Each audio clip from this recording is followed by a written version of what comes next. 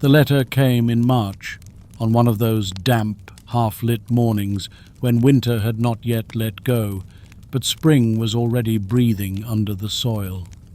Elias Winge opened it with one hand while balancing a cup of coffee in the other, his study window fogged over with condensation and wood smoke from the neighbouring roofs of Christiania.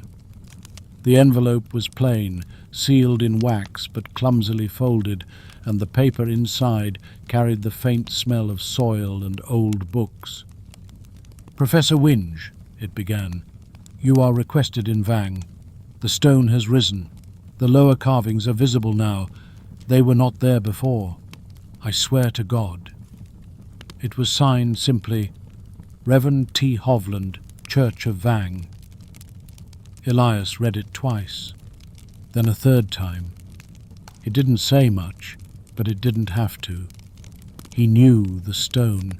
He had seen it once, nearly 30 years ago, when he was still a student travelling through Gudbrandsdalen on foot with a sketchbook and a copy of Snorri Sturluson's Heimskringla. Back then, the old runestone had been nothing more than a curiosity, a moss-covered slab leaning near the cemetery wall, its grooves nearly worn flat by centuries of snow and wind. Local boys had dared each other to touch it on Midsummer's Eve. The grown men ignored it. Even the priest at the time had referred to it only as the pagan stone. There had been no carvings below the surface, no strange messages, just the faint outlines of a name no one could fully make out. But now it had moved, or rather the ground around it had. A heavy thaw and a minor landslide, the priest explained later, had shifted the earth, revealing a second face beneath the soil. The train ride north was long and slow, the kind of journey that offered too much time for doubt. Elias, once a man comfortable in museums and lecture halls, found himself uneasy as the pine forests grew thicker and the mountains closed in. He had spent his career studying the Viking age, not the swords and longships of popular imagination, but the quieter truths. Law codes scratched into birch bark, trade routes buried beneath Baltic silt, worn brooches passed from grandmother to granddaughter. But he had never gone chasing legends, not until now. He arrived in Vang just before dusk, where the snow still clung to the ditches and the air smelled faintly of iron and burning peat. The church was older than the village that surrounded it, black-timbered and huddled low against the wind. Reverend Hovland met him at the gate, a hunched man, with watery eyes and hands that trembled even in stillness. "It's there," he said, voice low and nervous. "It's different now." And he led Elias through the graveyard, past leaning stones and half-frozen grass, to where the runestone stood, half unearthed by the shifting earth. It was taller than Elias remembered, its base wet with meltwater and streaked with fresh soil. The upper carvings were unchanged, faint outlines in the younger Futhark, unreadable from time. But the newly exposed face was startlingly clear, sharp, deliberate, clean as if carved last week. A name, legible even in the fading light, Erlinger of Vik. And beneath it, in Old Norse, "He came with fire. He fell beneath ash. This is his stone." The final line, etched more carefully than the rest, was written not in runes, but in clean Latin letters. "Remember me." Elias stared for a long time, the hair prickling on his neck. The date was even more disturbing, 794 AD. That would place the death a year before the raid on Lindisfarne, before the Vikings had written themselves into the history books of Europe. But here, in the quiet earth of Gudbrandsdalen, was a man who had already come and gone, who had burned, and who had asked, across more than 11 centuries, not to be forgotten. Elias crouched, to trace the grooves with his fingers, half expecting the soil to shift again. It didn't. The stone said no more. But it had already said enough. This wasn't a tomb. It was a message.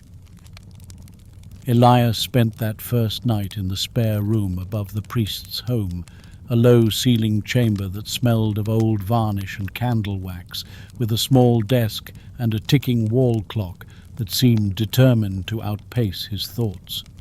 He didn't sleep much. The words on the stone replayed themselves again and again, not just in his memory, but in rhythm, like a verse from some half-lost saga.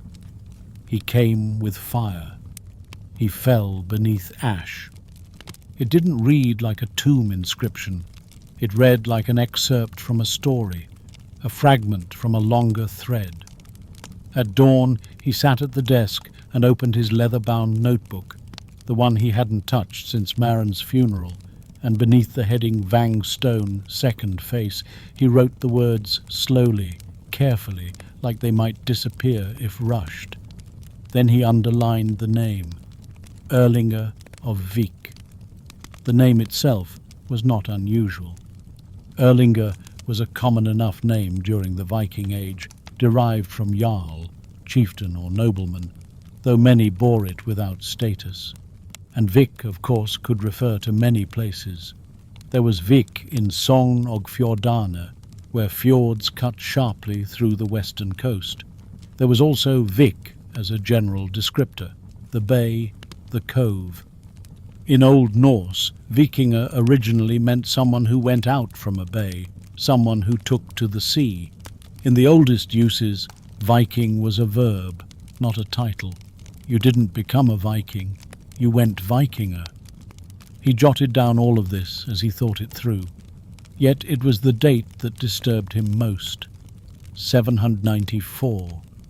That was the year before the attack on Lindisfarne in Northumbria, widely recorded as the first major Viking raid. That attack, in June 793, had stunned Christian Europe and marked the beginning of what historians now called the Viking Age.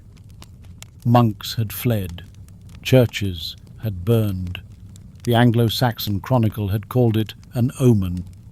Yet here was a stone that suggested someone, this Erlinger, had come before that, with fire, and met death in ashes. Where? Why? And how had no record survived? Over breakfast, Elias asked Reverend Hovland what he knew of local legends. The priest hesitated, then fetched a small dust-covered book from the shelf behind the kitchen door, Sagn og Segner fra Gudbrandsdalen, a collection of oral tales written down by a schoolteacher in the mid-1800s. Flipping through its yellowing pages, Hovland pointed to one story simply titled Mannen under Steinen, the man beneath the stone.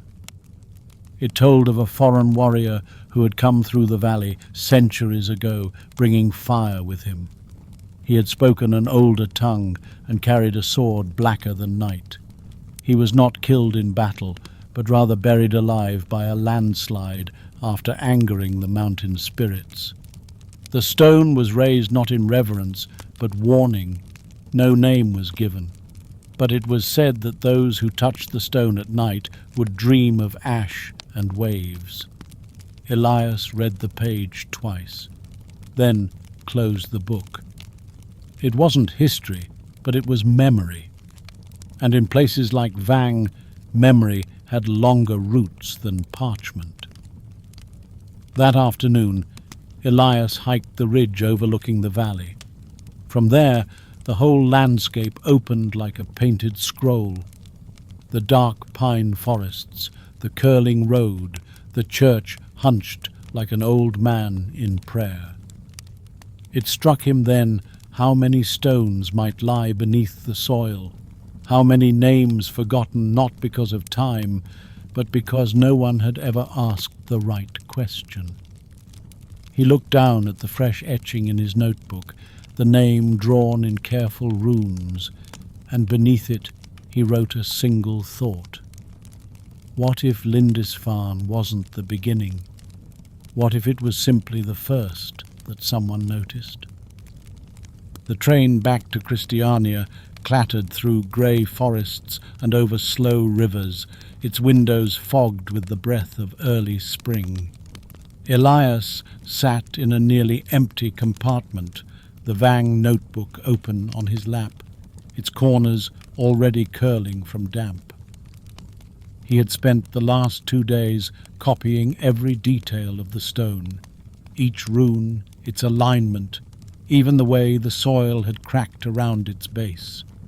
Yet the name, Erlinger of Vik, refused to settle neatly into any known chronology. In the neat world of historical narrative, Lindisfarne had always been the start. June 793, a band of Norsemen descending on a small island monastery off the coast of Northumbria, killing some, enslaving others, and looting the sacred relics of St. Cuthbert. The records had been clear. Monks had written of fiery omens, dragons in the sky, storms in the sea. The Anglo-Saxon Chronicle marked the event as divine punishment. But the stone in Vang, dated 794, implied something different. That Norse warriors had already been raiding or exploring beyond their own coastlines. That Lindisfarne had not been the beginning, but simply the first time anyone had bothered to write it down. Back in his study, Elias pored over his volumes like a man possessed. He began with the sagas, though he knew they were unreliable. Heimskringla, Landnamabok, Islendingabok. None mentioned an Erlinger of Vik directly, but then again these texts were often as interested in poetry as they were in fact. Then, late one evening, he stumbled on something stranger. It was in a marginal note, a scribbled addition in an 18th century copy of De Excidio Lindisfarnensis Ecclesiae, an early Latin account of the Lindisfarne raid. The note, written in faded ink and likely by a monk with access to older sources, read, "There was rumour of a lone Norseman taken by the sea weeks before. He wore black iron. He did not speak the Dane tongue. His body was not buried but placed upon the fire. The name was Erling, or so it seemed to the brethren." Elias read the line 3 times, heart quickening. A lone Norseman, black iron, and the name Erling. The scribe had added, possibly a forerunner, the devil's scout. It was nothing more than a passing note, not even part of the main text. But it suggested that someone, one man, had been seen on the English coast before the full raid. A scout, a deserter, or perhaps a raider who had acted alone or with a small lost crew. In the days that followed, Elias cross-referenced every early raid recorded in the Irish annals and the Frankish chronicles. He found similar whispers. A ship wrecked on the coast of Kent long before the great heathen armies.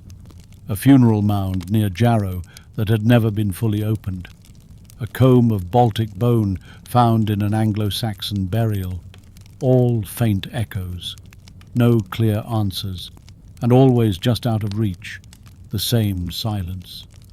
It was as though Erlinger had been scrubbed from the record, or worse, never written into it properly to begin with. Yet he had a stone, a name, and now, perhaps, a direction. One reference led to another. An artifact catalogue in York, written decades ago, listing a damaged piece of grave marker with Norse-style carving pulled from beneath the ruins of a burned wooden chapel. It bore only one word, worn nearly smooth.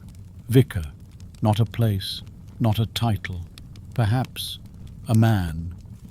Elias closed his books. The trail was cold, but it was there, and it was leading him west, toward England, toward Lindisfarne, not to start the story again, but to learn what had been hidden just before it began. Elias crossed the North Sea on a mail steamer out of Bergen, arriving in Newcastle under a low, grey sky that smelled of brine and coal smoke. The passage had been rough, the sea restless in a way that felt too deliberate for coincidence. The waves had not crashed, they had pressed, as if testing the hull. He slept little on the journey, lulled instead by half-dreams of dark water and whispering voices that rose and fell in ancient syllables he almost understood. In one dream, a black ship passed silently beside the steamer, rowed by men with faces like those carved on the stave church doors of his youth, long and solemn, bearded, blind. When he awoke, he found salt on his cuffs, though he'd never left the cabin. From Newcastle, he travelled by rail through the damp green heart of Northumberland, the hedgerows still bare from winter, the ruins of Roman walls flickering past like ghosts. He reached the coast by foot, taking the last stretch of the journey alone, past sheep fields and ruined chapels, until he stood at last on the causeway to Lindisfarne. The tide was out. The sea had retreated, revealing the long road of wet sand and scattered stones that linked the mainland to the island. He crossed it slowly, boots squelching, the seaweed like tangled hair in the shallows. All around him, wind, nothing else. Lindisfarne was quiet that day. The stones of the priory still stood, worn smooth and noble, like ribs of a long-dead beast whose heart had long since crumbled away. The island itself felt hushed, not in mourning, but in a kind of long-held breath. He walked the length of the ruins, fingers trailing over lichen-covered carvings, until he reached the eastern edge where the wooden chapel had once stood. It was long gone now, burned, rebuilt, abandoned, but beneath the soil, in the damp earth near the foundations, they had found something. A half-buried slab, worn, mismatched to the Christian stones. Elias met with the local caretaker, a woman named Marion, who held the keys to the small museum nearby. She had the face of someone who had lived near salt wind her whole life, browned, kind, and unreadable. When he asked about the artifact catalogued as Vicar Marker, she nodded, like she had expected this visit all along. They opened the back room of the museum, where fragments were stored in drawers too shallow for anything complete. There, under tissue and felt, lay the stone, no larger than a folded shawl. Its edges were jagged, its surface eroded by rain and time. But the design was unmistakable, a serpent knot in the Norse style, half swallowed by a cleft in the stone, and beneath it, faintly, a single word, nearly gone. Vicar. He crouched and traced it with gloved fingers. The rune for K was nearly worn away, but the carving was familiar now. The same hand, perhaps, as the Vang stone. If so, it meant that Erlinger, whoever he truly was, had made landfall here. Before the great raid, before the Anglo-Saxon scribes cried to heaven. And if this was a grave marker, then he had died here too. Marion watched him in silence. He wasn't one of the raiders, Elias said softly. He was earlier, a scout, or a stray. Or a warning, she replied. The monks spoke of a fire that came before the ships, a man in black mail who walked the island alone. He looked at her. You've heard that before? I grew up on stories, she said. "We all do here. Most of them are nonsense, but some of them, they come with the wind." Outside, the tide had begun to rise again. The path back to the mainland was already vanishing beneath the waves. Elias didn't leave that night. Instead, he walked the edge of the priory, the sea silver in the moonlight, and thought not of burning or pillaging, but of one man stepping ashore, alone, carrying iron. Not for conquest, but for remembrance. A man whose name had nearly been lost. But now the runes were remembering, and Elias had begun to listen. Elias left Lindisfarne the next morning under a low sky thick with sea mist, the kind that blurred the lines between land and memory. The tide had already retreated, exposing the slick road of sand once more, and as he crossed it, he glanced back at the silhouette of the priory ruins, jagged and watchful against the soft light. The name, Vicar, still echoed in his chest, a name that didn't belong to a myth or a saga, but to a man who had truly walked that ground, who had died here before the chronicles began recording the Norse. Back in York, he made straight for the cathedral archive, where the librarian, a thin, quiet man with tobacco-stained fingers, granted him access to a collection of monastic journals from the 8th and 9th centuries, fragments of daily records, prayer logs, and notations penned by frightened, isolated monks. It was on the third afternoon, buried in the brittle pages of a weathered folio from Jarrow, that Elias found the note. It was short, hastily written, dated to early 793. A man came from the sea. He spoke no tongue we knew, blackened armour, eyes like the deep. He tried to warn us of others. Fire, he said, drawing it in ash on the stones. He died before morning. We prayed for his soul, but Father Edric would not let him be buried in the cemetery. He lies in the eastern field, under no cross. We called him the man who warned us. The handwriting faltered at the end, as if the monk had feared even writing the words. Elias read it again and again. It was him. It had to be. Erlinger, not a raider, but a messenger, perhaps a deserter, perhaps a man who had seen what was coming and tried to stop it, or perhaps, and more chilling still, a man sent ahead not to warn the monks, but to witness what would come, to mark it.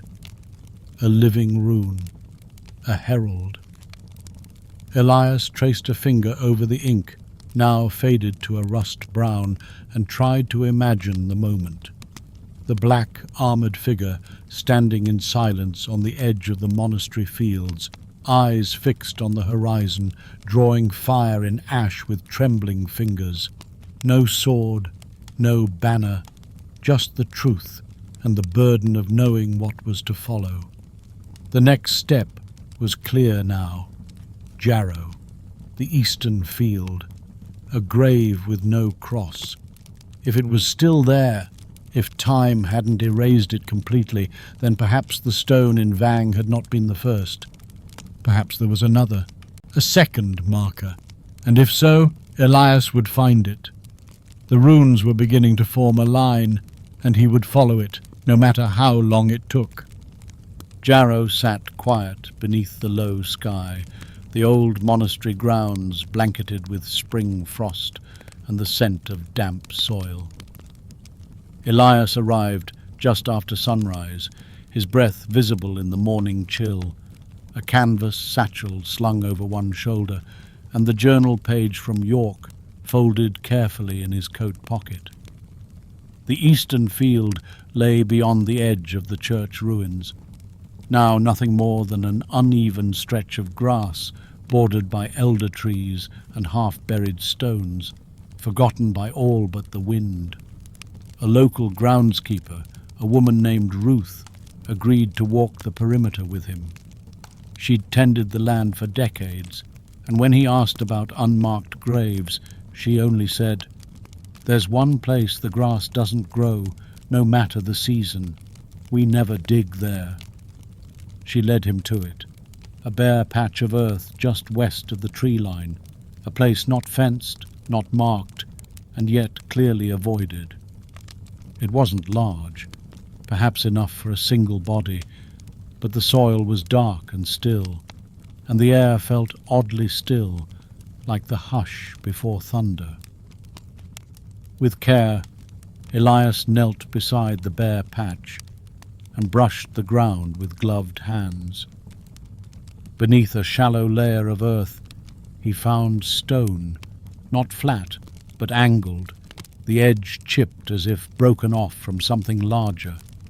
The sun broke briefly through the clouds, catching the surface, and for a moment, just long enough to be real, Elias saw the faint curve of a rune, not one of the Christian symbols, a Norse R carved deep and now nearly smoothed by time.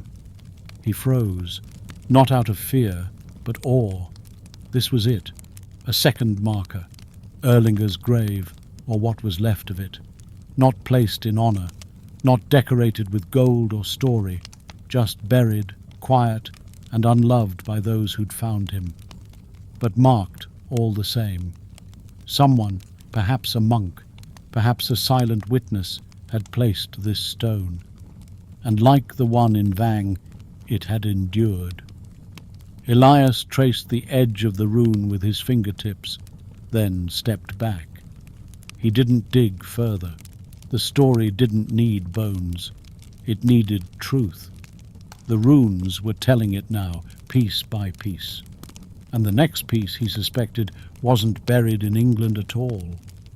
The word Vika had a second meaning in certain old Norse glossaries, not a name, but a place.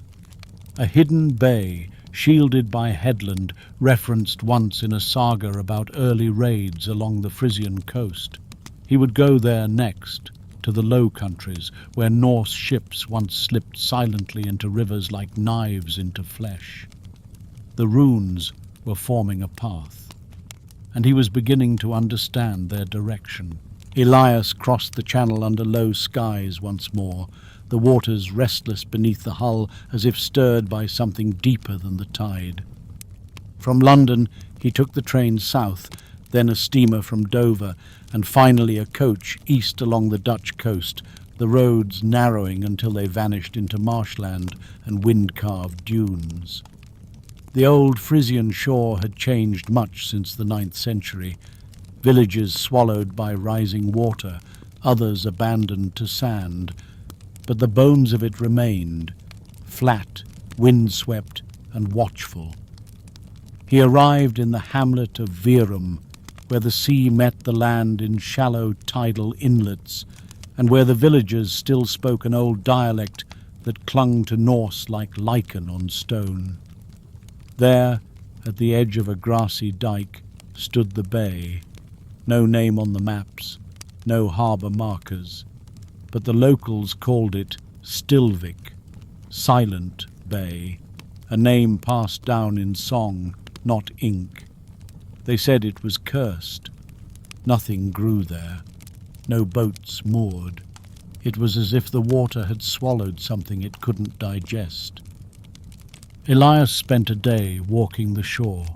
The inlet curved like a crescent blade, the tide moving slowly, pulling silt in soft, breath-like waves. Near the far end of the bay, where the dune grass thinned and the clay turned dark, he found them, 6 stones, arranged in a rough arc. At first glance they looked like debris, worn smooth by the tide, but one, half buried and nearly black with age, bore a faint carving. Not runes, a shape, a longship, no larger than a handprint, its dragon head faded but still clear. Beneath it, what looked like a flame.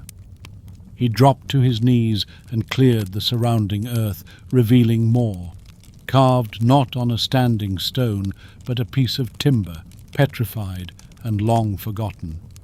The grain had split, but the markings remained. Another line, familiar now, etched with the same stylus as the Vang stone. The Old Norse read, "He came by night.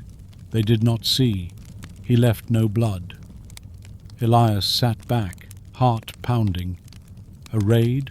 Or something else? No destruction. No bodies. Just arrival. A test. A warning. In the village archive, a room no larger than a pantry, he found a 16th century copy of an older ballad. It spoke of a stranger from the north, arriving alone, walking the coast in silence, laying stones in a circle and whispering to the sea. The villagers said he was mad, but when asked his name, he only said, "I am the first. The fire walks behind me." Elias closed the folio and stared out the small window, the bay glinting under the moon. 3 sights now, 3 markers, 3 fragments of a story no one had meant to preserve. And yet, somehow, someone had. Not in sagas, not in law codes, but in quiet places, under frost, beneath earth, behind the tide. The past wasn't hiding. It was waiting. Denmark met Elias with sleet and low grey skies, the kind of weather that seemed to soak into the bones and make everything feel older than it was. He took the train west from Copenhagen through flat fields and stone churches until he reached Ribe, one of the oldest towns in Scandinavia, where cobbled streets still followed the lines laid down by Viking merchants over 1,000 years before. Ribe had been a thriving port in the 700s, a place where Norse traders met with Franks, Frisians and Slavs, where beads and silver changed hands, and words from 6 tongues floated over the muddy banks of the Ribe Å. But Elias had not come for the town itself. He had come for what lay just beyond it, a salt-bitten ruin on the coast known locally as Noglabakken, the Bone Hill. It wasn't on tourist maps. The locals didn't speak of it unless asked. Some thought it an old burial ground, others a ship grave. But when Elias asked the curator of the museum about it, the old man had only nodded, then placed a key on the counter without a word. The ruin lay half a day's walk from town, across damp heath and muddy track. It wasn't a hill, not really, just a raised swell of earth overlooking the sea, marked by the stumps of old timbers and the scattered outlines of stones. As Elias approached, he saw them, low, flat markers, arranged not in rows but in a rough spiral, like a slowly turning wheel. There were no names on most of them, just symbols, waves, spears, birds, flames. But one stone near the center caught his eye. It had toppled forward, half covered in moss. He cleared it gently, revealing runes not carved, but scratched, as though by a dull blade pressed in haste. The inscription was short, and unlike the others, unmistakably grim. He counted the dead. 63 before the shore, 2 more beneath the cross. I am the one not named. Elias sat back on his heels, the wind tugging at his coat. 63. It was a number he had seen before in the monastery chronicle of Lindisfarne, the count of the dead after the raid. The monks had recorded 63 souls lost, and here, hundreds of miles away, carved long before the Christian record, someone had already written it, not as prophecy, as memory. He checked his notes. The timeline fit too well. Erlinger had come before Lindisfarne, perhaps alone, perhaps not. Perhaps he had watched or heard or even fled from that terrible day, Or perhaps he had been there, not as raider, not as brother, but as something else entirely. And now, here in Ribe, someone, maybe Erlinger himself, had left this stone not to honor the dead, but to name himself the one not named, the outsider, the witness. Elias stood, slowly circling the spiral of markers, counting. 66, just as the stone said, each one different. Some had worn traces of runes, others bore no marks at all, but together they formed a ledger, a memorial written not in ink, but earth. And at the center of it all stood a flat, square stone with no carvings, just a single crack running top to bottom. Elias reached out, placed a hand on the cold surface. No voice came, no wind stirred. But somewhere deep in his chest, a weight settled, the kind that comes not from answers, but from knowing the question was real. The fire, the sea, the silence, they were all connected. This was not about kings or conquests. It was about memory.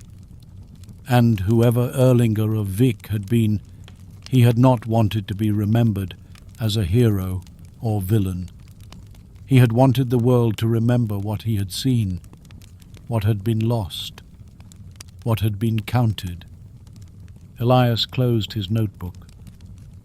The next stone, he suspected, would not be in Scandinavia at all. It would be in Ireland, where Norse and Celt had clashed, then mingled, and where the old stories still lived in stone.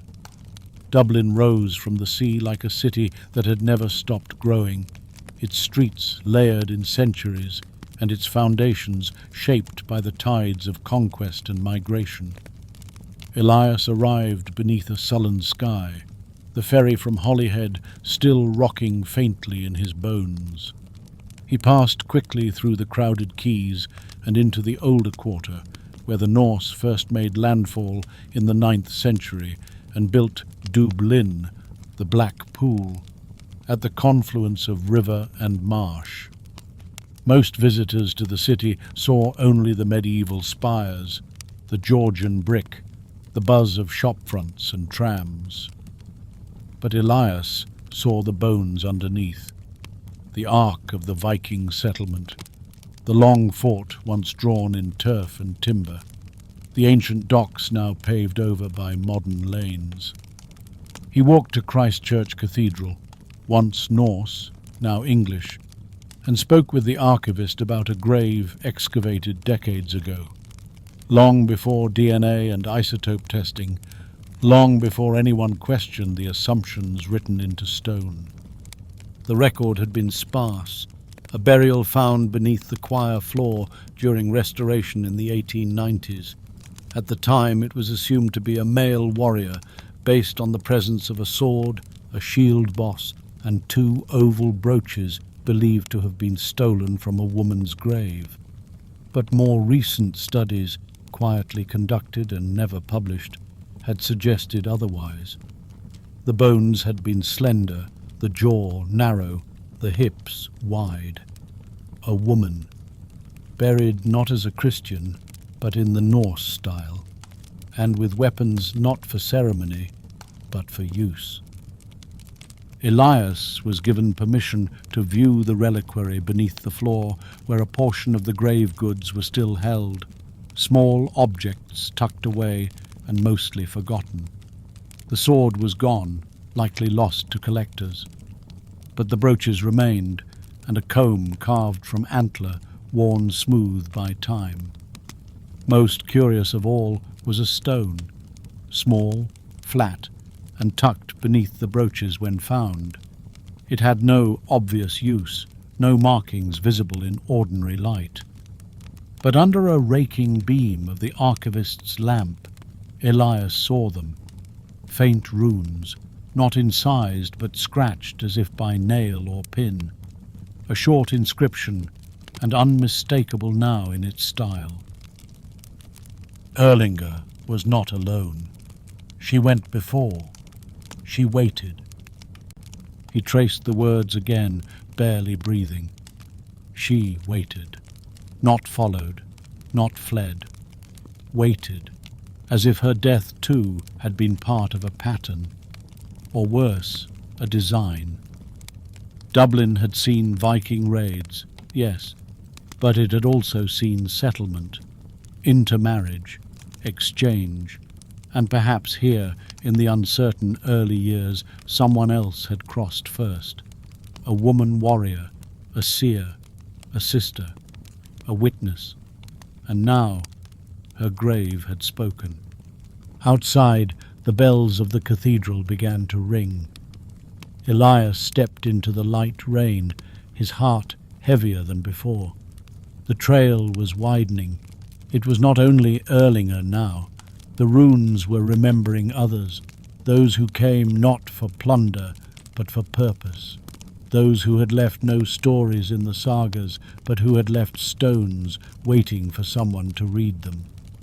The ferry to the Isle of Man was rough, the sea wind sharp and unkind, yet Elias found himself standing on deck the entire journey, coat flapping, eyes fixed on the smudge of land ahead.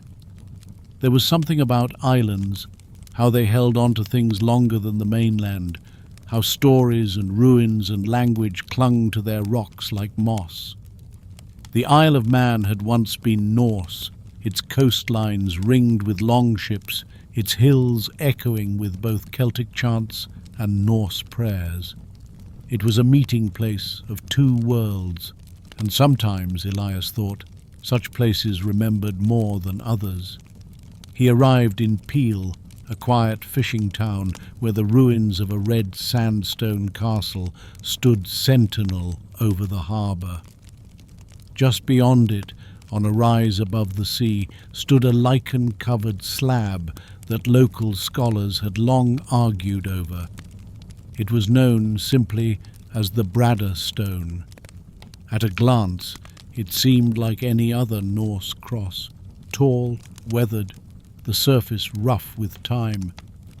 But on its eastern face, hidden from casual view, were two distinct scripts, Norse runes, and beneath them a fainter band of Ogham, the old Celtic line, writing used by the Irish and Manx. The combination was rare, almost impossible. The runes, when Elias traced them by lamplight and chalk, read, "Here lies Sigrid, shield sister of Erlinger. She did not turn back." The Ogham, etched along the edge of the stone, said something older still, something harder to translate. Elias pieced it together with care. She crossed the sea alone, and the sea remembered. Two languages, one life. A woman not claimed by one culture, but straddling both. A shield sister, perhaps in arms, perhaps in fate. And she did not turn back. That echoed loudest of all. Every marker Elias had found so far pointed to a small group. Raiders, perhaps, but not in the way the chronicles told it. They hadn't come to destroy. They had come to witness, to warn, or to prepare. He stood before the Bradda Stone until the wind bit through his coat and the tide rolled in below. The sea had taken them, or taken something from them, and the stones were all that remained, not to glorify, but to test those who found them. Could they read the truth? Would they look deeper? The next clue, he knew, would lie farther north. In the Orkney Isles, where Norse and Scot had mingled in smoke and storm, where the wind never ceased and the stones had stories no book could hold. The Orkney ferry cut through cold waters beneath a sky of pale steel, the wind so constant it felt like part of the air itself, old, watching and somehow aware. Elias stood again at the railing, collar high, scarf damp with salt, the taste of the North Sea on his lips. The islands rose slowly from the mist, low and dark with rolling hills, stone fences, and scattered crofts that looked no different than they might have 1,000 years ago. This was a place the Norse had once claimed not through raids, but through settlement. The sagas called Orkney a stepping stone, a seat of earls, a place of power. But Elias hadn't come for earls. He had come for a name he'd found in an obscure excavation report from 1874, a ruined long hall near Deerness, uncovered and hastily recorded before being swallowed again by turf and weather. The notes were brief, written in poor ink by a young antiquarian who mentioned a hearthstone etched in runes but worn past reading, and added, almost as an afterthought, the pattern of the beams was odd, too narrow to house a large family, as if built for shelter, not for life. Elias hiked the coastal path with a local guide, boots crunching over frost-bitten grass, the cliffs dropping into black waves below. When they reached the site, there was little to see, just mounded earth and a few squared stones where the doorway had once stood. But the shape of it was still clear beneath the grass, a hall modest in size, facing the sea. He moved carefully through the ruin, eyes scanning every lichen-covered rock, every groove of wind-carved earth. Then, at the center, where the hearth would have burned, he saw it, a single flat stone, flush with the soil, its surface cracked but intact. He knelt and cleared it gently with a cloth, heart steady. The runes were there, deep and deliberate, though softened by time. They said, "We did not speak, we did not sing. We watched, and the fire watched with us." Not a boast, not a prayer, a confession. He stayed there for hours, sketching the inscription, walking the perimeter, reading the silence like scripture. This was not a place of warriors feasting. This had been a lookout, a gathering of people waiting in quiet, waiting for something they believed would come from the sea, or perhaps had already come and left them changed. That night, in a stone inn lit by oil lamps and drifting with peat smoke, Elias laid out every rubbing and journal page he had collected so far. Erlinger, Sigrid, the nameless man in Jarrow, the carved ship at Stilvik, the silent grave in Ribe. Now this hall, all different, all distant, and yet somehow connected. What had they seen? And why had they left behind these traces, not in stories or gold, but in buried stone and unfinished lines? One more reference waited in his notes. A find catalogued in Iceland years ago, never published. A cairn on a remote stretch of the Snæfellsnes coast, found with a stone inscribed only with a list of names, some lost, some known. One name among them, Erlinger. The Icelandic coast greeted Elias with raw wind and volcanic stone, black fields under snow, mountains rising like broken teeth. From Reykjavik he travelled west by mail coach, then on horseback along frozen ridges until he reached Snæfellsnes, silent, vast, and ancient beyond imagining. This was not a land built for comfort. It was a land of survival, shaped by fire and ice. And yet it had been home to Norse settlers for over 1,000 years. Here the sagas had been spoken into memory, not parchment. Here names were never forgotten lightly.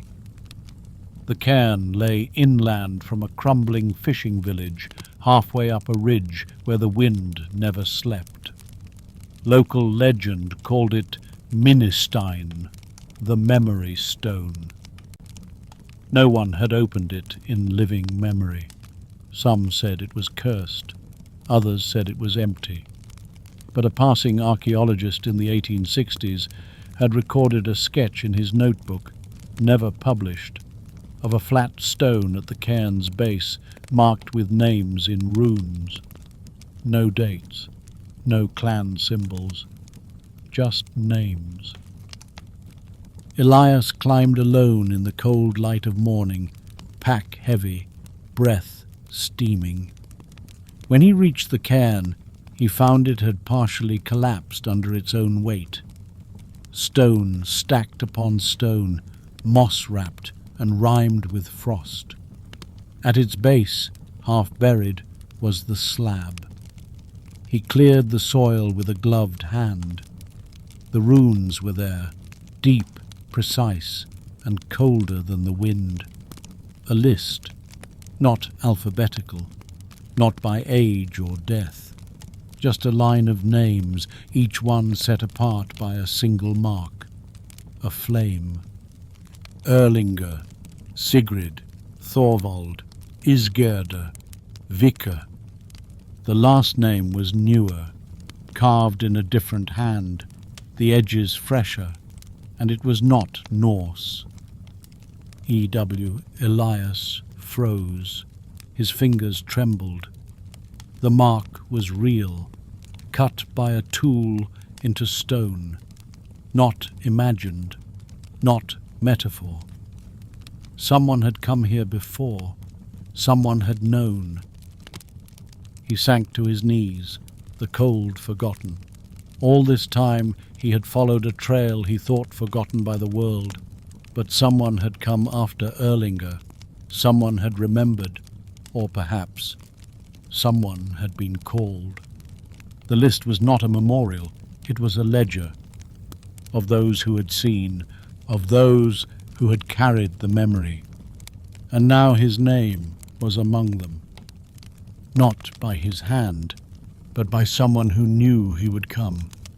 The runes were not only remembering, they were choosing. Elias returned to Norway with a strange stillness in his chest, as though something inside him had changed shape without breaking. The snow in the valleys had begun to melt, and the rivers ran high with mountain water, churning through the old fjord roads like blood returning to a resting limb. He did not go home to Christiania. Instead, he took a slower route north, back toward Gudbrandsdalen, where it had all begun, where the first stone still stood near the church in Vang, half swallowed by roots and shadow. He needed to see it again, not with the eyes of a historian, but as something else, something becoming. The village greeted him like a memory, unfolding quietly, unchanging, and deeper now. The priest was gone, passed away in the month since Elias's visit.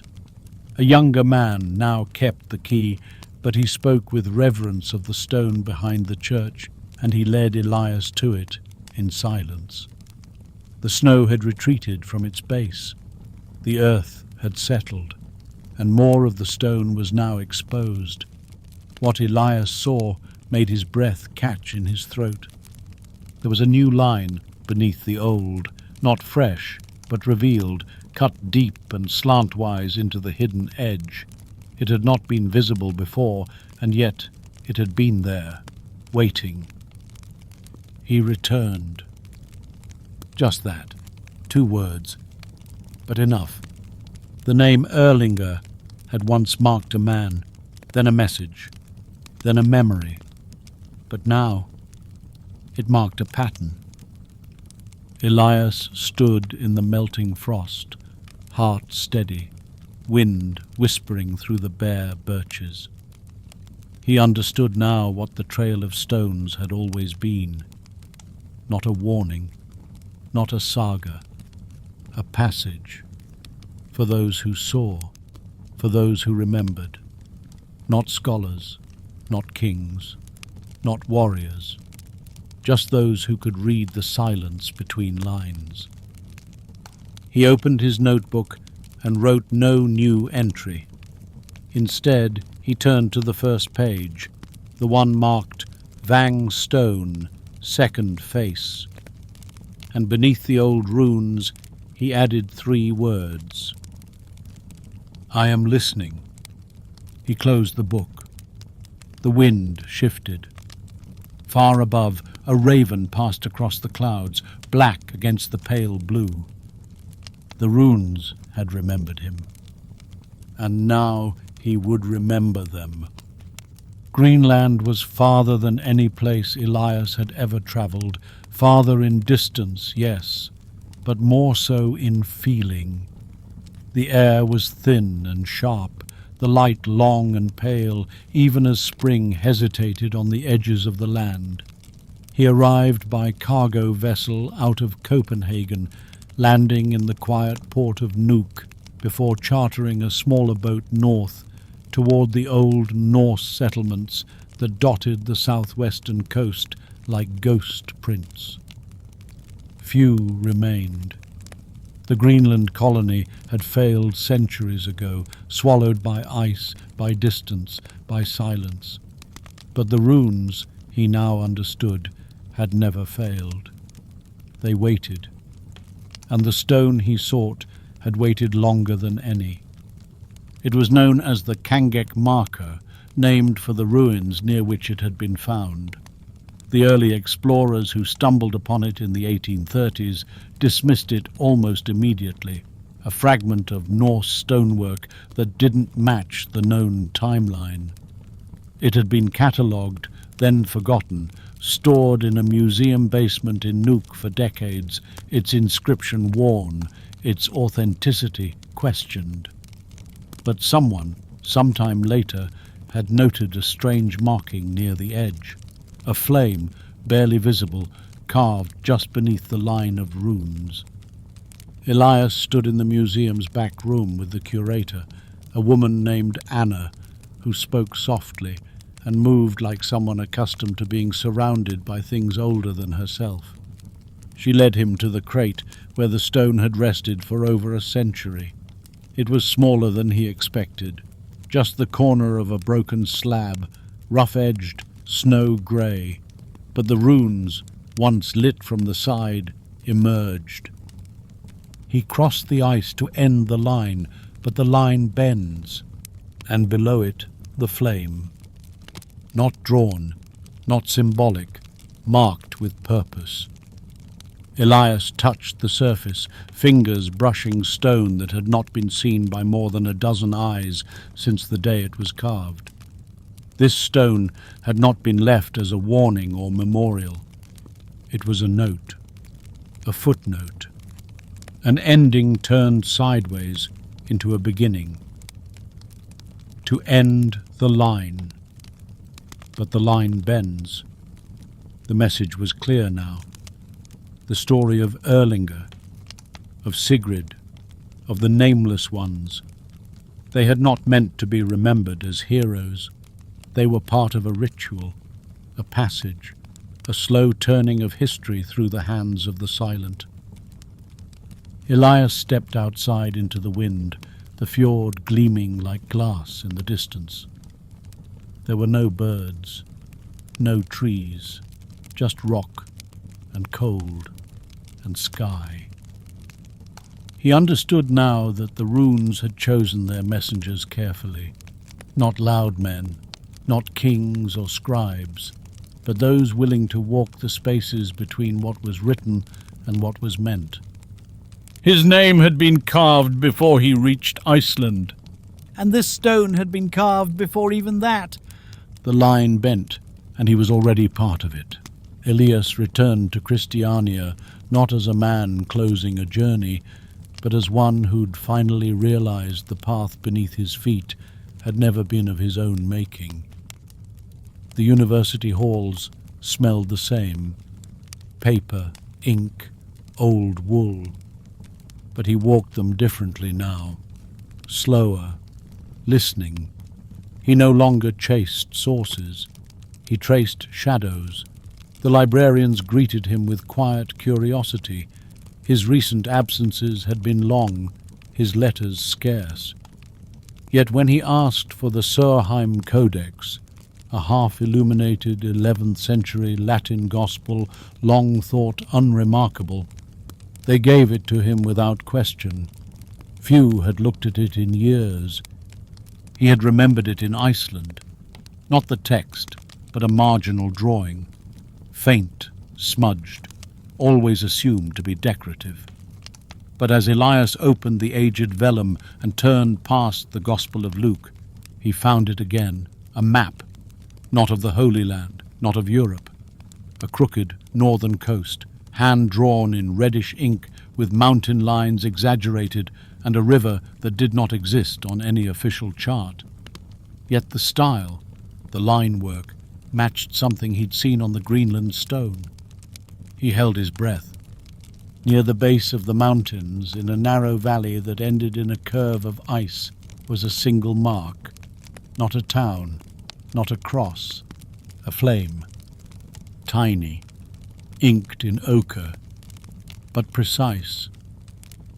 There was no Latin caption, only a single rune floating just above it. Mini. Memory. Elias stared at it for a long time, heartbeat slow and steady. This wasn't a random illustration. It was a location, a place someone 900 years ago had chosen not to name, only to mark. Somewhere beyond the old maps, somewhere once buried in glacier, and now the glaciers were melting. He copied the map by hand, compared the shape of the land to modern satellite charts. The match was close, too close to ignore. The valley, if it existed, would be somewhere in the north of Norway, inland from the coast, where a glacier called Austra Oxtinbreen had recently retreated by nearly 70 meters in just the last 2 decades. An archaeologist had even written a short article 2 years ago about exposed boulders and strange standing stones appearing in the thaw. No one had followed up. Elias knew what he had to do. He packed his notebook, his rubbings, his drawings, not for another lecture, not for a publication. He wasn't following a trail anymore.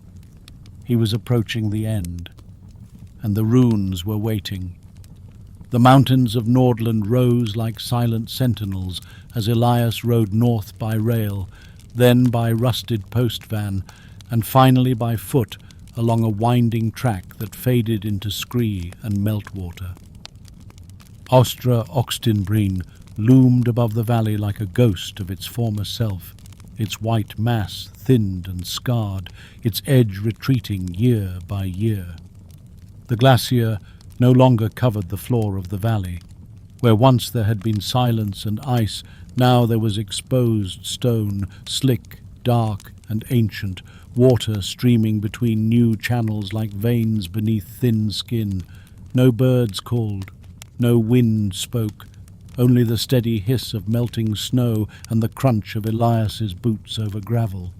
He followed the map by feel as much as sight, comparing the curve of the peaks to the sketch he had copied from the Surheim Codex. It matched, not perfectly, but close enough. He descended slowly toward the basin where the ice had once pooled thick and unmoving, and where now the earth breathed again, damp and black with silt. He passed boulders the size of wagons, carved by ages of ice, their faces sharp with melt lines. Then, near a narrow rise of granite, he saw it. Not a monument, not a burial mound, a ring of stones, 12 in all, set in a rough circle no more than 10 paces wide, their tops just barely visible above the thawing earth. At their centre stood a single vertical slab, half tilted, the runes on its face worn, but legible now in the slanted light of late afternoon. We left no kingdom, only memory. This is the last. The words were not boastful, they were final. A line drawn not in defiance, but completion. Around the base of the stone, Elias saw other marks, not runes, not letters, but impressions. The places where others had knelt, perhaps generations ago. Some stones bore scratches, more recent, one with initials faintly chiseled, I.J. 1896. Another, M.L. 1913. He realized then this place had been found before, quietly, again and again, never published, never explained, only remembered. The stones weren't calling to the world, they were waiting for the few who could hear them. He stepped into the circle and removed his gloves. The wind shifted, colder now. A voice? No, just breath, just earth, but it was enough. He knelt before the central stone, pressed his palm to the runes, and whispered the only thing that felt right. I see you. Nothing changed. And yet he knew. He had spoken the words meant to be said. The wind died as Elias knelt before the stone. Not suddenly, but in that quiet, unnatural way that made the skin at the back of his neck tighten, as if the valley itself had paused to listen. The runes on the face of the central stone still held the same message, simple, heavy, final. We left no kingdom, only memory. This is the last. But something in the arrangement of the surrounding circle tugged at him. The ground here was softer than the rest of the valley, damp with meltwater and recently thawed. The ring of stones felt unfinished, or perhaps not unfinished, but hiding something more. Elias cleared the mud near the base of the central stone with his hands, working slowly, gently. Beneath a shallow layer of gravel, his fingers struck a smooth surface. Another stone, flat, thin, buried like a lid. Carefully, he pulled it free, and there beneath it, protected from centuries of ice, lay a small chamber, no deeper than a hand's width. Inside it rested only one thing, a second slab, the size of a book, its surface dark with age but unmarred. On it were runes, clear, unweathered, untouched by wind or time. Elias leaned close, the air in his lungs held like a breath passed down through generations. You who read this, you are not first, you are not last. The flame was carried, now it is yours. Do not tell, do not teach, only remember. He let the words sink in, the meaning unfurling slowly behind his ribs. These were not instructions, not a warning, a truth, passed like a torch. The people who had carved these stones, Erlinger, Sigrid, the others, had not meant to change the world. They had meant to preserve something beneath it. A thread, invisible, stretched between those who could still feel history before they understood it. A lineage not of blood, but of memory. He didn't take the stone. He didn't need to. The message was already written now, in him. The wind returned at last, gentle and hollow, curling through the stones like breath between verses. Somewhere far below, the glacier groaned softly, still retreating. Elias replaced the lid, stood, and turned to go. not away from the story, but deeper into it. Because now he understood he was not a reader of history anymore. He was its next line. When Elias returned to Christiania, nothing had changed. On the surface, the streets bustled with carriages and cold spring light. The university bell chimed the same hour. Students hurried between lectures, faces buried in books that would never mention the stones he had touched, the names he had spoken into wind and frost. But Elias moved differently now. The rhythm of the city no longer felt like his own. He had crossed a threshold, quietly, without trumpet or revelation, but he knew it, the way you know when winter has truly ended, not with a storm, but in the moment you stop noticing your breath. He resumed his work in the archives, cataloguing old documents and answering letters in the historian's office. But one morning, as he sifted through a bundle of unrelated correspondences, he found a sealed envelope with no name, only his initials, E.W., written in a firm, careful hand. Inside was a single sheet of linen paper, unlined, bearing only 3 words. We have waited. No signature, no return address. At first he thought it a mistake, a prank. But the paper, it smelled faintly of smoke and pine. And in the corner, almost invisible unless held to the light, was a faint impression of a flame. The same flame. The mark carved on the stone in Iceland. The glyph inked into the old codex map. His chest tightened, not with fear, but with something older, recognition. Later that evening, as he walked along the river, where the last of the ice had broken and the water flowed fast and clear, he saw a woman standing beneath one of the birches. She wore a thick wool coat, a satchel slung across her shoulder, and her hair pulled back in a way that reminded him of the women in the old farm paintings from Gudbrandsdalen. She looked at him, not in greeting, but in acknowledgement. "You found it?" she said. He didn't ask how she knew. She did. "I didn't expect others," Elias said. "We are never many," she replied. "But we are always there, watching, waiting for the next to understand." She reached into her coat and handed him a small object wrapped in cloth. He opened it, a carved pendant, wood, smooth from handling, a flame etched into its face. "No names," she said, "no papers, only the memory. That's the rule." He nodded slowly. "I won't write it." "You already have," she said, smiling faintly. "Not in books. In yourself." She turned and walked away, boots crunching on frost. Elias stood beneath the birch, the pendant in his palm, and listened to the rush of the thawed river. He wasn't alone anymore, and now he would never be again.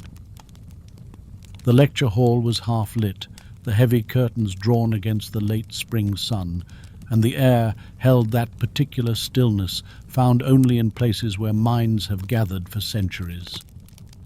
Elias stood at the lectern in his dark coat, his notes unopened before him, a single sheet of paper folded in his coat pocket that he would never read aloud. He had titled the lecture, "Memory in Absence, Norse Cultural Traces in Marginal Sources," an unassuming name, purposefully dry, designed to draw only those who cared to see between the lines.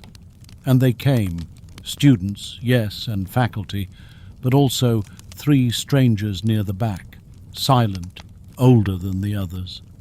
One with a wool scarf that bore a burn mark near the hem, another who never took her gloves off, a third who nodded once, and only once, when Elias's eyes briefly met his.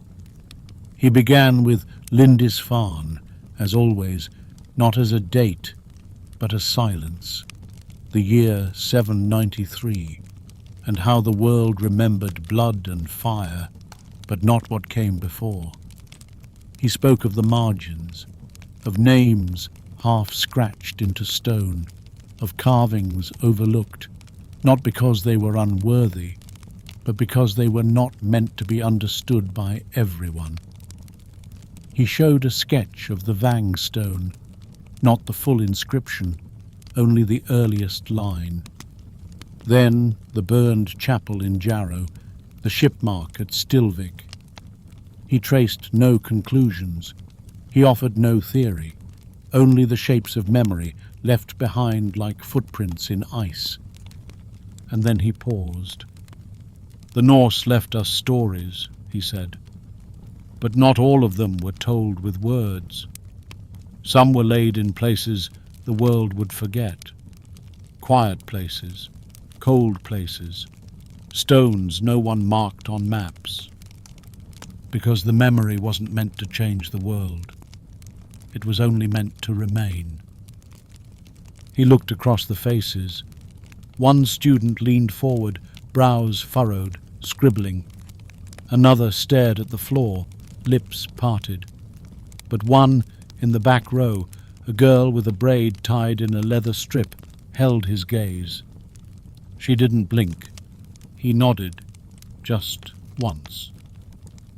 The lecture ended without applause.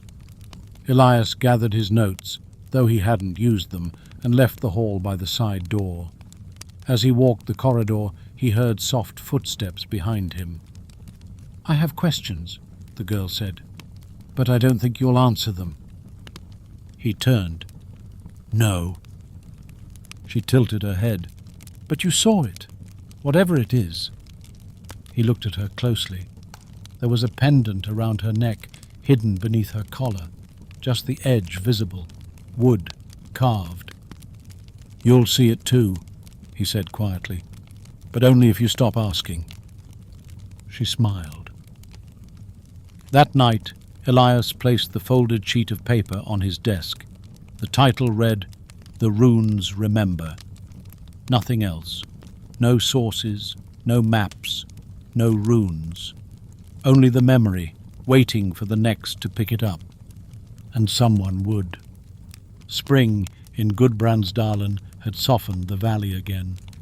Green curling up through the thawed earth. River mist rising before dawn. Elias walked the old path to Vang alone, his coat open now, the scent of pine and wet stone thick in the air. He had not planned to return, not yet, but the letter had come 2 weeks before, unsigned, bearing only a short line in a hand he didn't recognize. "The earth has moved again." And so he came. The stave church stood as before, its black timbers damp with moss, its eaves drooping over stone foundations. But the ground behind it, where the first runestone still leaned slightly to the east, was different now. The frost had retreated. The roots that had once choked the base had withered. And below the second face, the one where Erlinger's name had first been carved, there was now a third. It had not been added. It had been revealed. He knelt, brushing away the mud with his hand, careful, reverent. The light was low, but the runes glinted faintly, as though the stone itself had kept them polished through the centuries. This inscription was shorter than the others and stranger. He became the next. He did not carve. We did. Elias stared. The stone was speaking not of Erlinger now, not of the past, but of someone else. Someone who had not marked his own name, yet had been marked all the same. The lines of the runes were sharp, recent, as if cut not long ago, but not by Elias, by others. The ring had closed. The circle turned. He sat back on the cold grass and looked up into the birch canopy, the white bark like bones above. He thought of every place he had stood: Lindisfarne, Jarrow, Dublin, Orkney, Iceland, Greenland, each with a memory laid in silence, and now they had carved him among them without asking, not as a reward, not as an honor, but because the memory must continue. The fire had passed to him, and now it passed through him. He would leave no monument, no lecture, no name, only this: the walk, the listening, the silence. A memory passed by presence alone. He rose slowly, took one last look at the stone, and turned away, not as a man finished with a story, but as one now bound to it. Somewhere, someday, the earth would shift again, and someone else would find the next line. The last recorded lecture Elias gave was in the spring of 1924. After that, he vanished from the records. No obituary, no resignation, only a note in the university ledger, penciled in the margin beside his name: no longer in residence.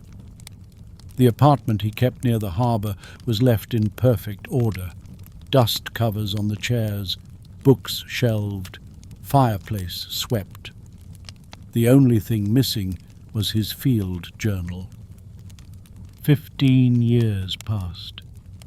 In 1939, a young scholar named Clara Nystrom arrived at the University of Christiania, freshly appointed to the Department of Early Northern Texts.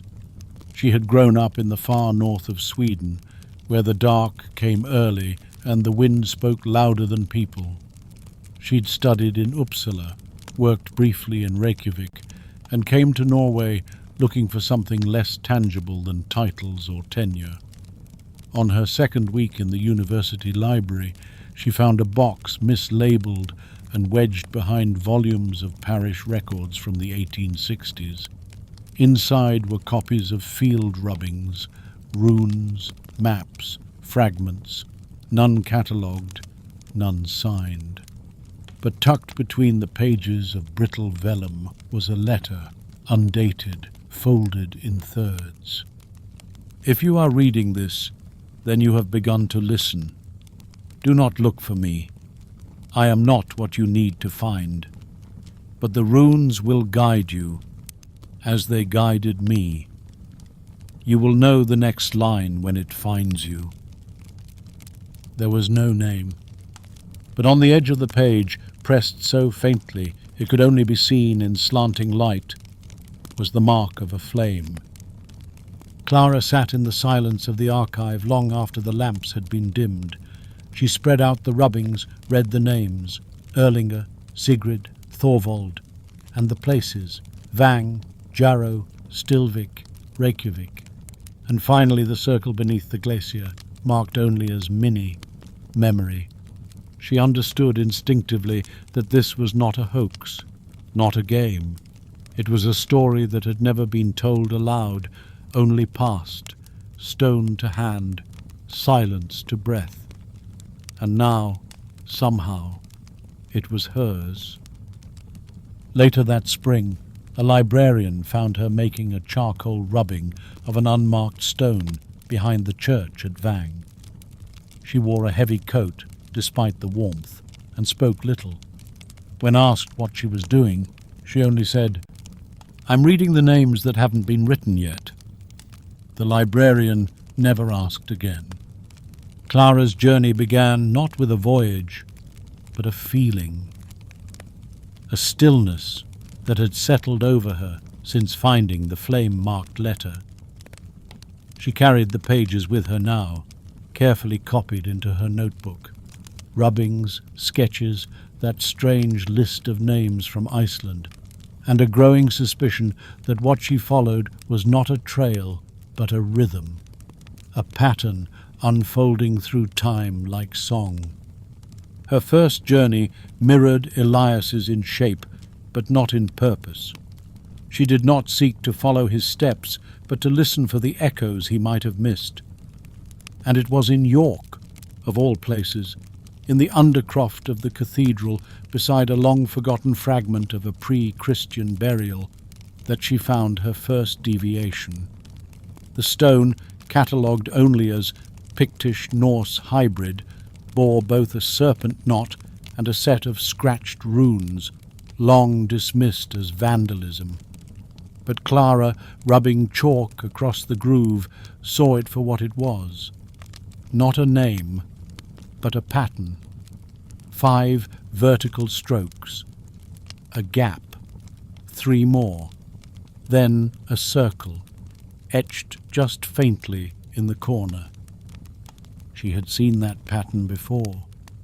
Not in Norse work, not even in Ogham, but in a photograph she once studied of Neolithic markings found on standing stones in Western Ireland, 5 and 3 lines surrounding a solar symbol.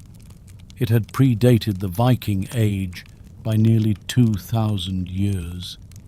The runes were remembering more than raiders. They were remembering something beneath the Norse, something older. She returned to Dublin, to the church under which Sigrid had been buried. In the crypt, where the damp clung to her coat and whispers carried, she re-examined the burial goods. One brooch, oval and scarred, bore a faint scoring on its underside. Not decorative. A set of cuts, barely visible, vertical lines and a closed circle. Not runes, not Ogham. Something else, but familiar. The realization came slowly.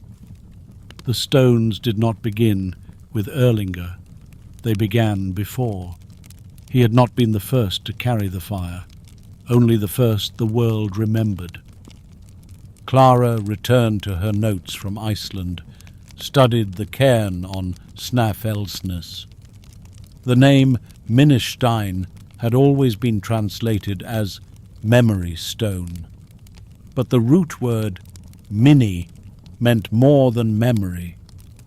In Old Norse, it was a term tied to ritual, to recall, to summon, to drink in memory during rites shared by the living and the dead. This was no memorial.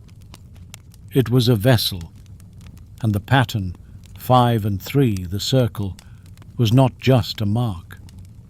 It was an invitation, a sign not of who had come before, but of who was ready to listen. Clara closed her notebook, her heart thrumming with a quiet urgency. The runes were not just Viking. They were layered, reaching deeper into forgotten time, carried forward by those willing to see, passed through hands that did not ask why, only accepted what must be held. And now the memory had chosen her. Rain fell sideways as Clara stepped from the rattling bus onto the winding lane outside Drombeg on the southern coast of Ireland. The hedgerows bowed in the wind, and the sea's breath rolled cold across the fields, but none of it touched the pull in her chest, the feeling that she was walking not forward but inward. The stone circle here was old, far older than the Viking world she had studied. Bronze Age, the guide said, ceremonial, perhaps solar-aligned. But Clara hadn't come for solar theories. She had come because one of the stones, the westernmost pillar, bore a scratch, a shallow groove ignored by archaeologists, noted only once in a 19th century survey sketch filed away in a Dublin archive, where she had found it by accident. She stood in the centre of the ring, boots slick in the mud, and waited until the wind lulled. Then she approached the stone and ran her gloved fingers over the lichen-coated surface. It was there, the scratch. 5 lines, a gap, 3 lines, and faintly the curve of a circle. The same symbol she'd seen on the York fragment, on Sigrid's brooch, on the cairn. But this one was ancient beyond record. The stone itself predated runes, predated Norse. This was not borrowed. This was source. She dropped to one knee, pulled a thin charcoal stick from her pack, and began to trace. As the strokes came together, her hand slowed, not with fatigue, but reverence. Something inside her recognized it, not the shape itself, but the act, the doing, the connection between her hand, the mark, the earth. A movement behind her. She turned. A figure stood at the edge of the field, half shrouded in fog. A man, or maybe a woman, it was hard to tell. They didn't move, didn't speak. Clara rose slowly. "Do you see it too?" she asked. The figure gave no answer, but they lifted one hand and touched the center of their chest. Then they turned and walked into the mist. She didn't follow. Instead, she sat down on the wet grass in the middle of the circle and opened her notebook. She didn't write words. She drew. Not just the 5-3 circle, but other patterns now surfacing in her memory. From stones, from voices, from dreams, lines that curved and converged, not in language but in meaning, echoes not taught but carried. The memory had always moved this way, not by story, but by symbol, by those who knew not to translate, but to feel. She understood now. The Vikings hadn't started the fire, they had kept it, and those who remembered, Erlinger, Elias, herself, they were not authors of a saga. They were kindling, and somewhere ahead the flame would burn again. The letter arrived folded into quarters, hand-delivered to the guest house in Cork, where Clara had taken refuge from the storm. No envelope, no signature, just a piece of parchment paper, yellowed at the edges and creased by use. It bore only a simple phrase, inked in a narrow, slanting hand: "Where the tide climbs stone and never leaves."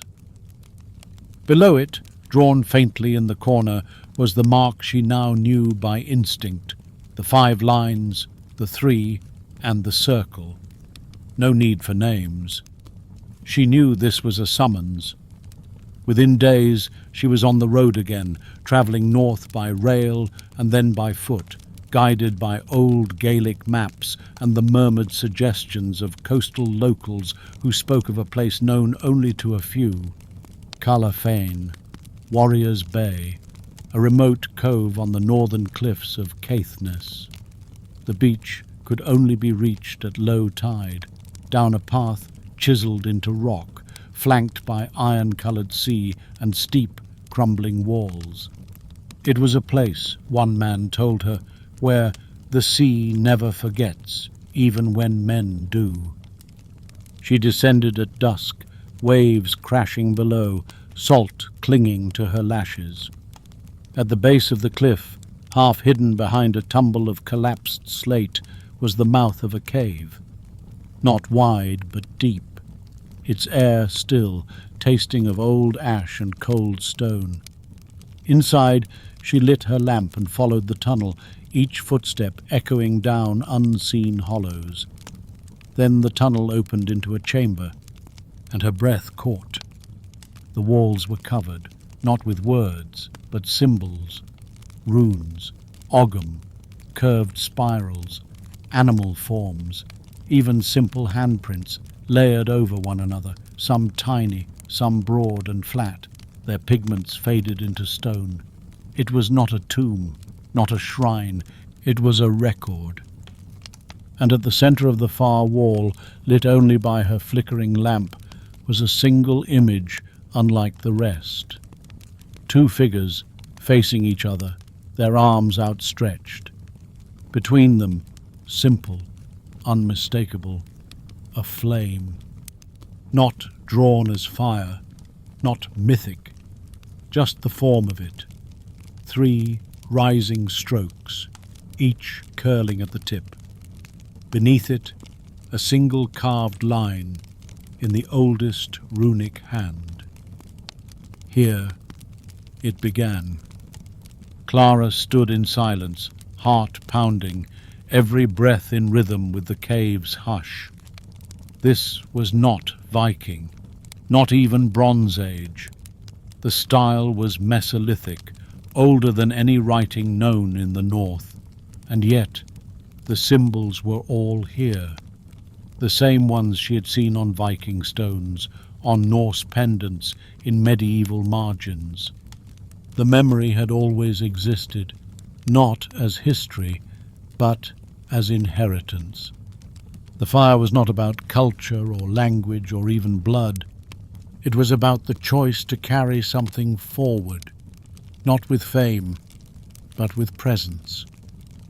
She sat in the cave for hours, tracing the line of the flame with her eyes, not daring to touch it. When she left, the tide was already rising, licking the stone steps. She did not look back. Gudbrandsdalen was green again when Clara returned, verdant and humming with the quiet of late spring, the river running full beneath the birches, and the hills blanketed in the soft gold of sunlit lichen. She did not take notes this time. She carried no journal, no pack of rubbings, no reference books tucked beneath her arm, only a small bundle in a cloth satchel and the knowing weight of her breath. She walked the path to Vang in silence, pausing once where the road narrowed between 2 outcrops.